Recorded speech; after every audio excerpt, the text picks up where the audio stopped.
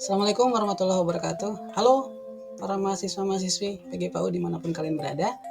Selamat datang kembali di mata kuliah pengembangan bahasa anak usia dini di minggu yang kedua ini. Baik, pernahkah kalian berpikir sebetulnya bagaimana sih cara yang terbaik untuk mengajarkan bahasa pada anak-anak kita? Nah, dalam minggu ini kita akan sama-sama menyelami terkait dengan berbagai macam metode pengembangan bahasa. Let's dive in. Kita sama-sama akan mengeksplor tentang berbagai macam metode pengembangan bahasa. Kita akan mengupas tuntas kelebihan dan kekurangan setiap masing-masing metode tersebut. Tentu dengan kita memahami bagaimana menerapkannya dengan efektif. Siap untuk petualangan ilmu ini? Yuk kita mulai. Sebelum kita mulai, kenapa sih metode itu penting?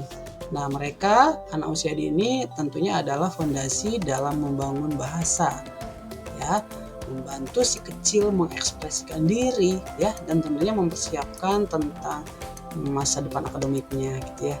Penting banget kan? Pertama, kita punya metode Montessori. Tentu ini bukan sekedar metode, tapi ini sebuah filosofi juga.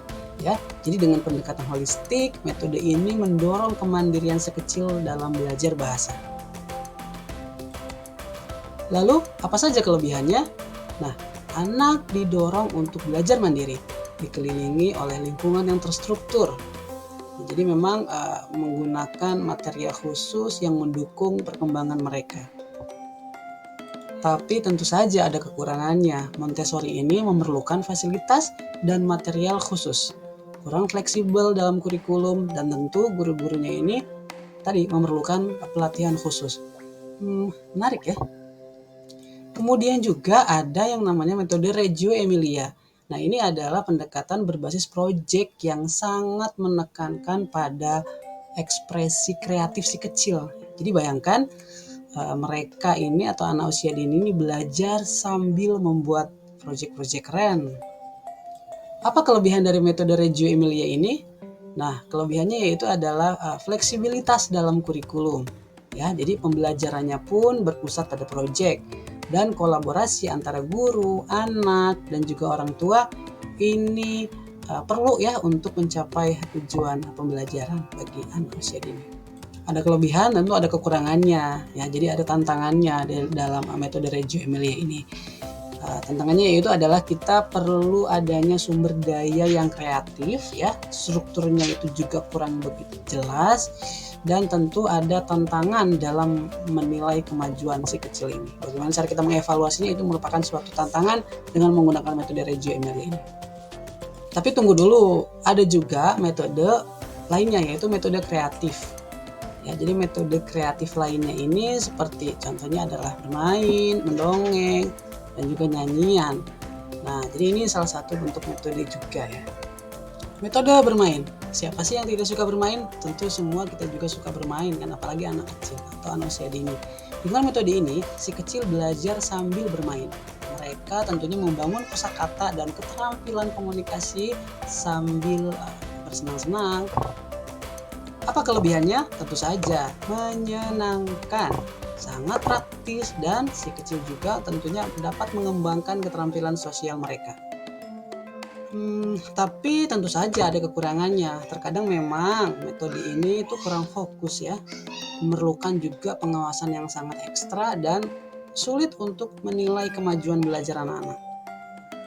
Oke, lanjut ke metode mendongeng. Siapa sih yang tidak suka cerita? Semuanya suka cerita. Storytelling itu perlu sekali yang namanya guru PAUD.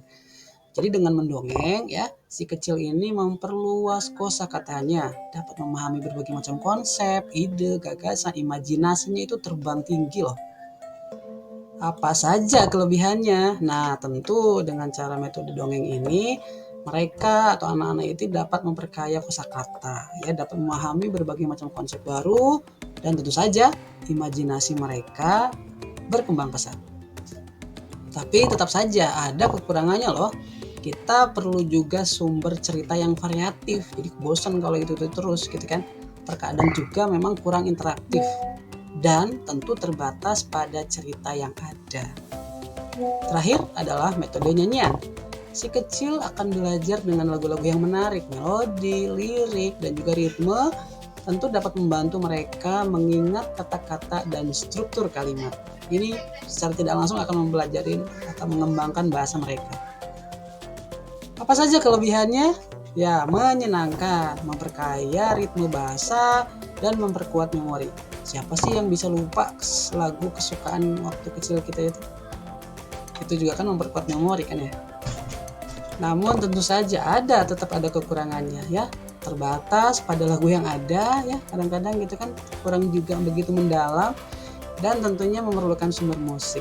Ya, kita yang nggak bisa alat musik ya tentu itu akan kesulitan. Nah, sekarang giliran kalian nih ya.